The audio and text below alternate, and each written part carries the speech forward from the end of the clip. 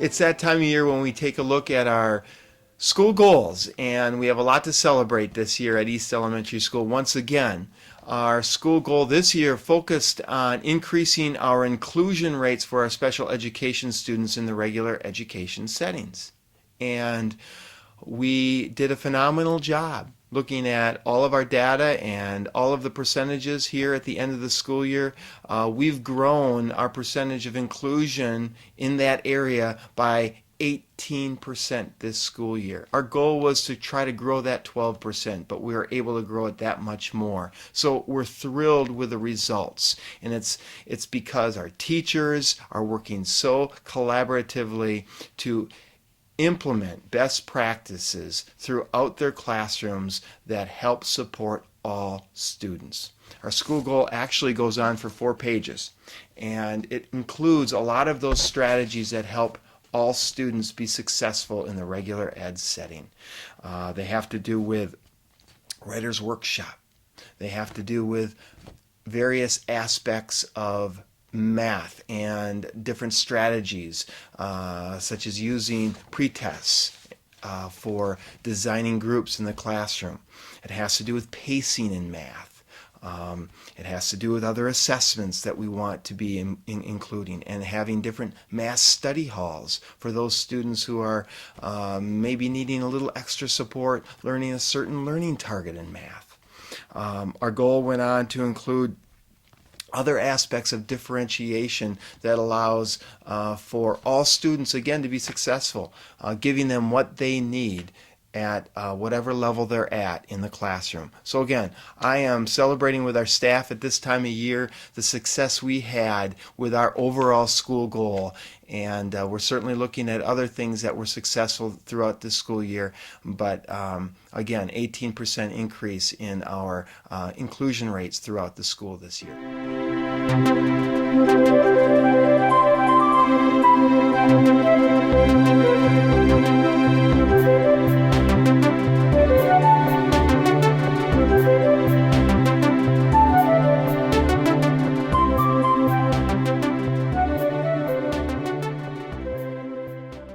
Hi, I'm Karen Nelson. I'm Miss Nelson in 2nd grade. And this year my kids have made miraculous gains as 2nd graders. I'd just like to tell you a few of the things that we've done in our class this year. In Writer's Workshop, we've written over 150 books. We've become quite good authors. We've also learned in math, we learned how to multiply and divide, which is really fun for the kids. We had a music program back in February, and it was called Too Much Noise, and the kids did an awesome job along with the music and the art. They did a really good program. This year we were on a program called SumDog, a math program, and we participated in 2 challenges, one for the whole school and one with just the 2nd graders, and a lot of the kids really liked doing that. More than half of my class have been in the mileage club this year for FIED, getting extra exercise at their recess times. Overall, our scores here at the end of the year have really gone up. The kids have made great gains, like I said, and they are ready for 3rd grade. Go, guys.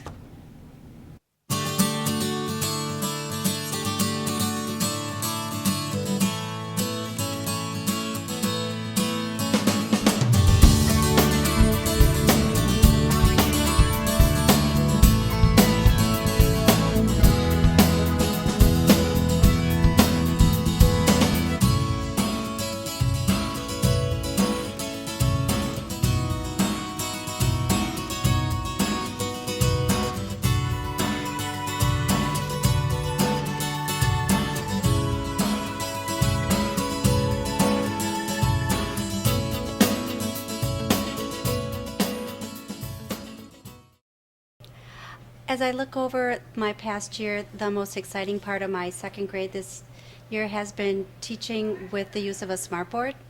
It's been real exciting for me to learn how to use the Smartboard. The kids are always real excited about it. All the different applications that we can use. There are games to get from the internet. In Destiny, there is a tumble books that we use for comprehension. The kids get all excited. We can pause throughout it and talk about the comprehension of the story. There are activities like MapQuest. There are games like Fun Brain, AAA Math, where kids can reinforce their math facts. There are language skill games like a syllable activity, or today we did one with breaking up words into syllables. We've done homophones. The kids love writing on the Smartboard. It's large enough so that all the kids can see. The boys and girls love the ability of coming up and sliding around their things. First thing in the morning we have calendar, and the VIP of the day asks questions about the calendar, and they slide the date up.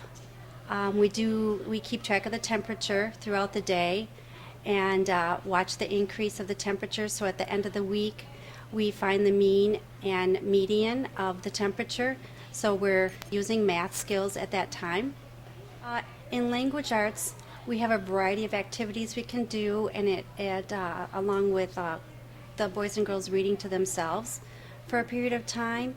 Each week they have a chance of picking books out from my class library, 4 or 5 books for their book box, and they get to renew that each week, so they are making their own choices, deciding what levels fit for them, and hopefully picking books that will encourage and increase their reading vocabulary. That's usually pretty exciting for them each week. Then we also have spelling activities that we can do. We use Spelling City in the computer lab that reinforces their spelling words each week.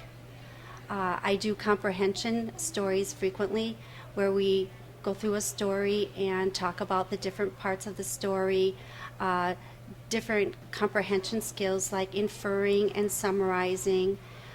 I was very excited this year with map testing results at the end of the year. My kids made tremendous gains. The class median for second grade should be at 190 this year, and our second grade has succeeded that and passed. They are at 197 for a total score, RIT score, and that's just amazing. The boys and girls took ownership to their scores and were very pleased with how the results came out.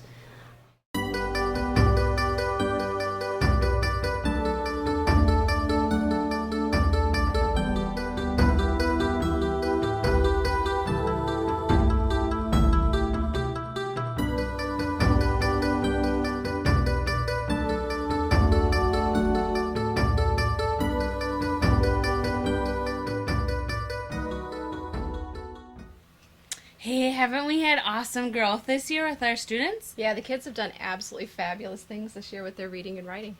Yeah, so cool. We did tons of all about books with the first graders. Yep, and they've been finishing up and getting ready for their second publishing party. We've got lots of parents that are coming in to see that. It's really fun. Yeah, I think one of the big highlights for us for this year, though, was the visit with Katie Mackay, with our author. She came in and did some really neat writing activities with the kids. She chased them with the feather dusters and rebooted them with the squirt bottles and got them with the leaf blowers. Yeah, and then, that was really fun. So that was a lot of fun. I really enjoyed that part of the year. Yeah, and I really loved doing the Reader's Theater with my fourth graders. They had so much fun, and their expression was awesome, so they really liked it. They all want to do it again next year.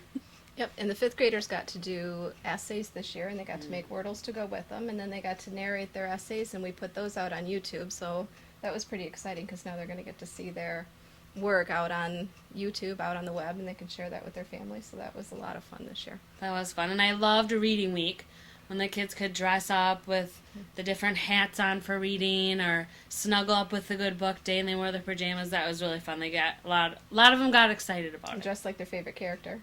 Yeah, that was fun. Yeah. So it was a good year, and we're ready for more next year.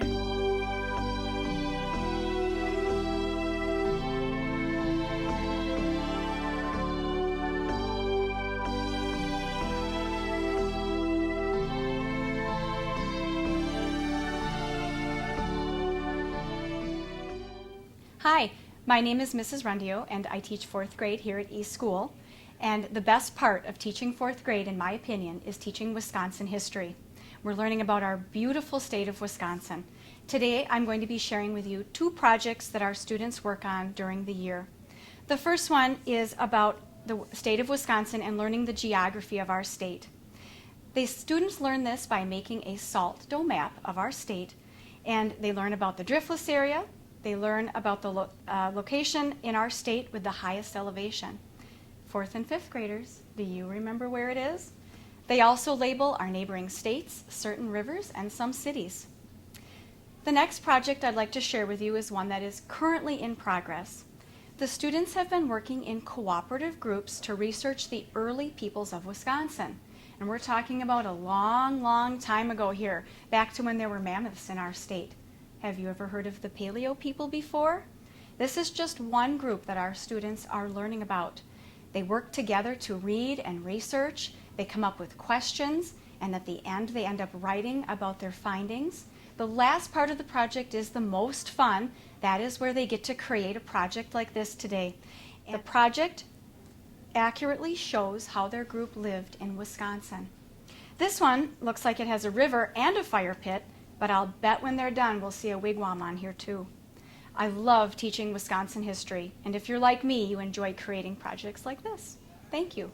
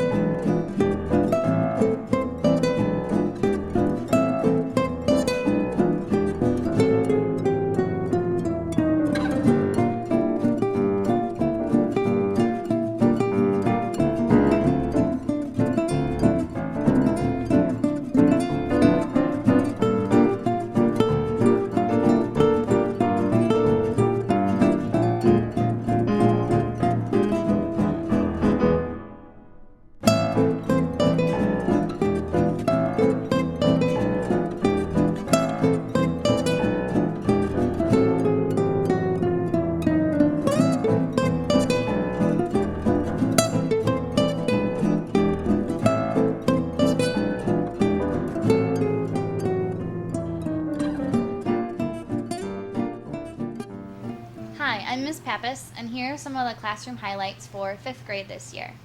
This year, in science, all 3 classes decided to switch so that every class had me for science. And we did a lot of really cool experiments. We started off with an endangered species project where they were able to research and present to their classmates about an endangered species. They also were able to research a project about an element on the periodic table, which we tied into a big chemicals unit and matter unit. So we did a lot of experiments. We blew up some Diet Coke and Mentos. We did a lot of things on matter-changing states. We did a cool thing on making rain. And everything was uploaded to my website, which was new this year. It has assignments and things like that, but we also uploaded all of our videos of experiments and put them up on our website so that students could look at them at home and review. We also, in language arts, did some demonstration speeches this year. They're called how-to speeches. Our students had a lot of fun with that. We had somebody come in and make s'mores or trail mix.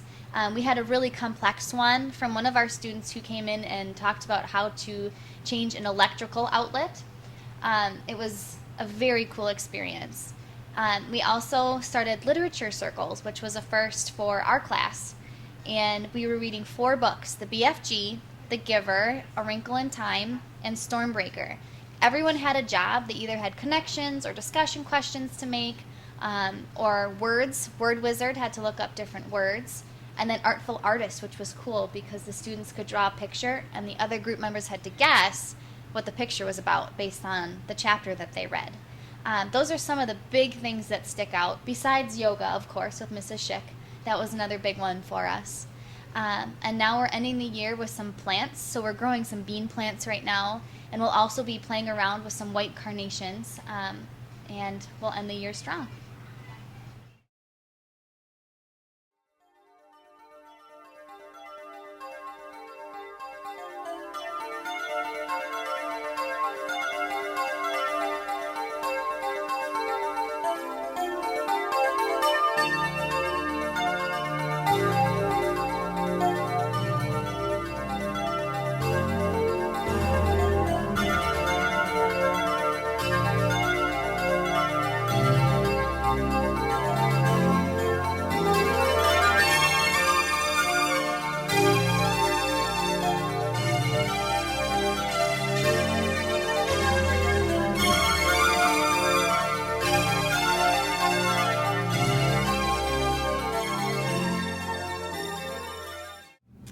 Classroom Matrix is part of our PBIS behavioral system that we've developed this year to help provide students with specific goals and rules that we want them to follow at all times in our classroom. The first grade teachers have developed a template, and then we've changed it a little bit to accommodate each of our different teaching styles in our classroom. And it specifically tells the kids or shows the kids what our expectations are in the classroom, and then they can actually look at it and see what they need to do in each of the different situations in our classroom. I've started to use mine already this year, and the students then have that visual, and that way if they need to, they can go to the matrix and they can actually read what they need to do if there's an issue with them not following the rules somewhere in the classroom, and they know what the exact requirements are. And these are all behaviors that we are specifically teaching them, going through short lessons and teaching them what the expectation is, what it looks like, and when we want to see the different behaviors modeled on the matrix. And then we can refer to the matrix, especially at the beginning of the year. We'll be doing the reading for most of our first graders, but we can at least point it out and refer to it. And as Chris said, it's a visual reminder as well as that backs up the teaching that goes along with it. I individualize my reading time. Since I use kind of a daily 5 format, I included in there the expected behaviors of sticking to their task at hand, making sure that they get to work right away, how their body should look when they're reading or writing. And then I also added a lining up component, making sure that we push in our chair so that it's easier to move around the room, that when we line up behind someone, things like that. Yeah, and each of us have different things that we teach or different routines that we have within our own classrooms, and so that is the slight change that we've made for each classroom, is the expectations of what they do when they come in the classroom or before they leave the classroom. The kid, and I can refer to it. I can say, oh, you're not showing me what you need to follow on the matrix, and so let's look and see what it needs to look like. I think one of the positive things about having this is that now that the district is looking at an intervention time where students are going to be mixed up more often, if we collaborated at the beginning to have a lot of the same things on our matrices, it's going to be easier for students to go from one room to another and know the expectations, because there are so many similarities between our 3.